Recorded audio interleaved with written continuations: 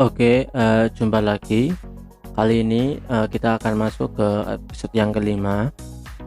Di episode yang kelima ini saya akan, bercerita seputar pengalaman saya yang mungkin menjadi pelajaran bagi kita semua. Langsung saja saya akan cerita. Jadi dulu, saya kan membangun channel beberapa ya, dan salah satu channelnya kan sudah monetize.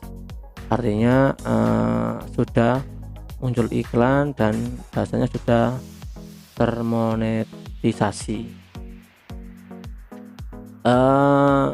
Pada waktu beberapa bulan setelah monetisasi itu saya mendapatkan SMS dari seseorang, karena memang di channel saya cantumkan nomor HP WA, dan ada orang yang WA ke nomor saya. Awalnya saya nggak begitu curiga karena yang pertama dia pakai bahasa Inggris. Karena saya nggak paham, akhirnya saya pakai Google Translate. Jadi intinya di sini ada orang yang mau mengendorse channel saya dengan hanya membuat video review produk yang ditawarkan oleh calon pengendorse ini. Kalau boleh saya sebutkan, produk ini itu sejenis kayak investasi. Cuman setelah saya lihat dan beberapa banyak channel-channel baru atau yang hampir sama seperti yang punya saya, itu melakukan atau menerima endorsan tawaran dari orang tersebut. Dan saya lihat memang ternyata orang ini atau yang WA untuk menawarkan endorse ini itu mencari channel-channel yang baru atau masih membangun. Kalau kemarin punya saya itu masih 1000 sekian itu subscribe-nya. Kalau yang ada yang 5000, ada yang 1000, ada yang pokoknya kalau saya lihat di YouTube itu mereka itu memang cari yang sudah monet tapi masih baru. Istilahnya karena mungkin targetnya itu bukan cari influencer yang sudah jadi atau sudah terkenal, tapi cari influencer yang masih baru bangun, agar harganya lebih murah, tapi kepada banyak influencer atau kepada banyak kreator di YouTube. Jadi salah satunya saya ditawari untuk membuat video edukasi ataupun review tentang produk yang dia punya. Ini langsung saja saya buka ya teman-teman ya. Ini saya buka, ini hi, hello, bla bla bla. Ini ya chatnya bahasa Inggris.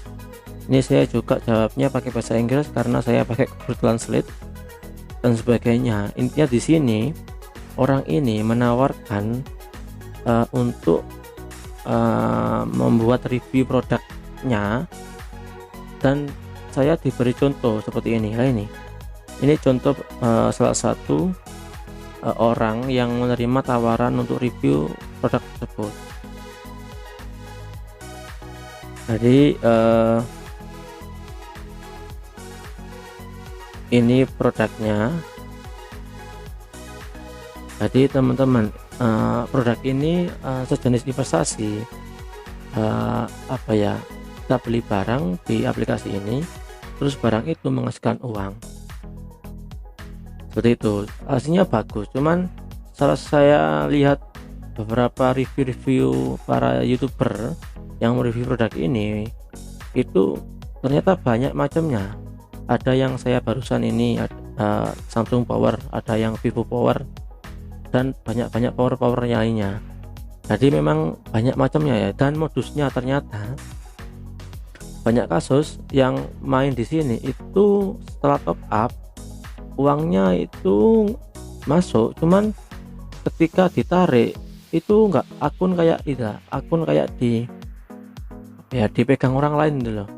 Jadi awalnya kan top up cuman 100.000, karena kelihatan menghasilkan itu, ternyata waktu top up yang lebih mahal 1 juta bahkan 5 juta, akunnya itu nggak bisa dibuka. Artinya kita kan nggak pernah ke logout ya, tapi ketika kita sudah top up, contoh 5 juta, itu kita nggak bisa akses akun kita.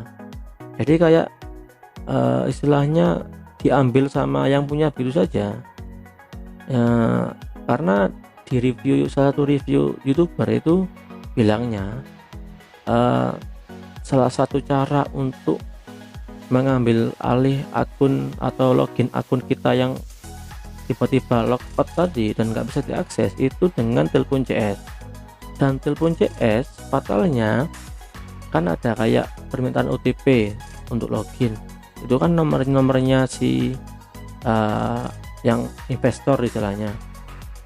Lah OTP-nya itu yang ngakses itu CS. Jadi CS tanya kode verifikasinya tolong minta dikasihkan. Lah kalau seperti itu otomatis akun akan dipegang oleh si CS.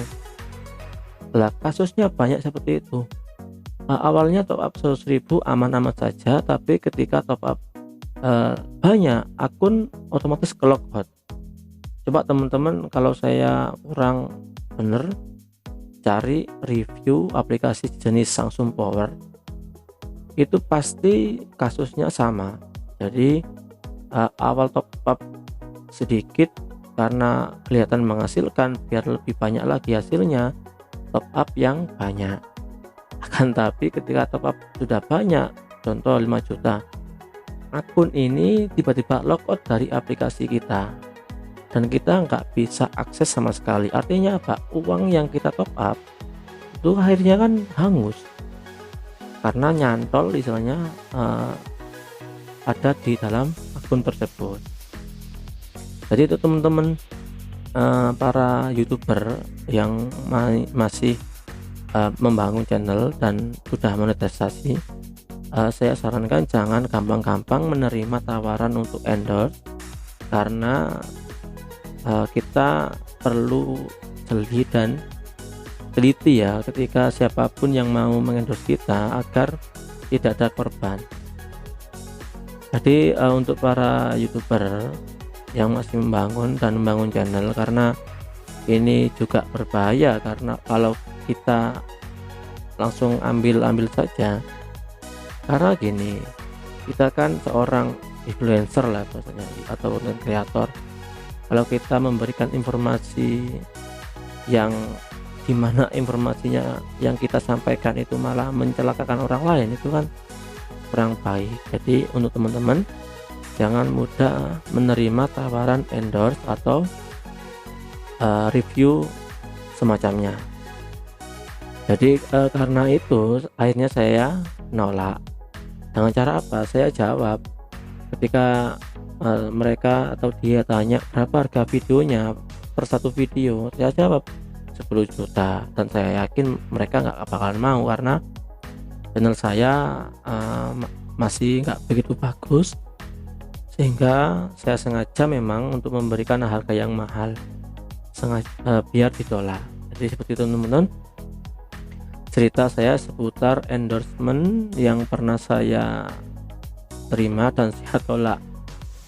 Mungkin teman-teman bisa bantu kasih komentar apakah saya salah untuk review produk ini. Apabila saya salah, mohon maaf dan bisa komentar di bawah.